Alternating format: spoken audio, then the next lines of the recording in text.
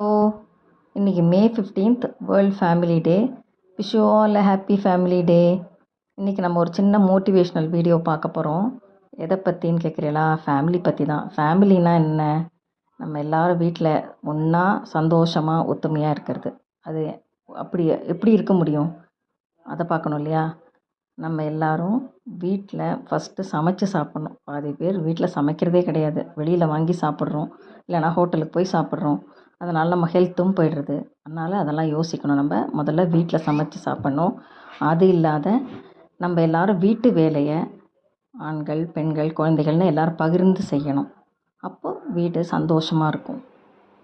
இப்போது நான் என்னோடய வீடியோவில் மோஸ்ட்லி நீங்கள் பார்த்தீங்கன்னா டே டு டே சமையல் தான் போடுவேன். ஏன் தெரியுமா? யாருமே சமையலே கொஞ்சம் கூட தெரியாதவா அந்த வீடியோவை பார்த்து கற்றுண்டு ஒரு 4 பேர் சமைச்சா கூட அவள் ஹெல்த்தியாக, அவள் குடும்பம் ஹெல்த்தியாக வாழுங்கிற அந்த ஒரு சின்ன மோட்டோ தான் எனக்கு.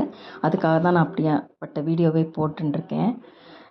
இப்போது இன்றைக்கி நான் என்ன சமைச்சேங்கிறத ஒரு சின்ன வீடியோ போடுறேன். ஃபஸ்ட்டு கார்த்தால எழுந்த உடனே ஒரு immunity booster juice, carat and beetroot போட்டு ஜூஸு. அதுக்கப்புறம் பிரேக்ஃபாஸ்ட்டுக்கு முருங்கைக்கீரை பராந்தா, அதுக்கப்புறம் ஆலு பராந்தா, அதுக்கு சைட் டிஷ்ஷாக நானே ஆற்றுல பண்ணின மாங்காய் தொக்கு. அதுக்கப்புறம் லஞ்சுக்கு என்னென்னு பார்க்கலாமா?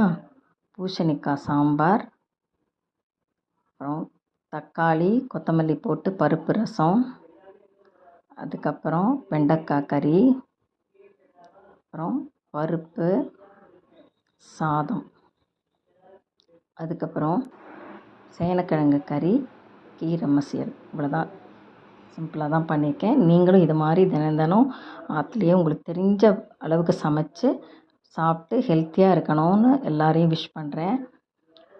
உங்களுக்கு எனக்கு தெரிஞ்ச அளவுக்கு எந்த சமையல்லாம் சிம்பிளாக தெரியுமோ அது எல்லாமே வீடியோவாக போடுறேன். நீங்களும் பார்த்து அதால் மோட்டிவேட் ஆகி ஒரு 2 பேராவது உங்கள் கையால் சமைச்சு சாப்பிட்டு ஹெல்த்தியாக இருக்கணும்னு நான் ஆசைப்பட்றேன். கட்டாயம் எல்லோரும் சேனலை ஃபாலோ பண்ணி நீங்கள் நான் சொன்ன மாதிரி செய்வேன்னு நம்புகிறேன். தேங்க்யூ.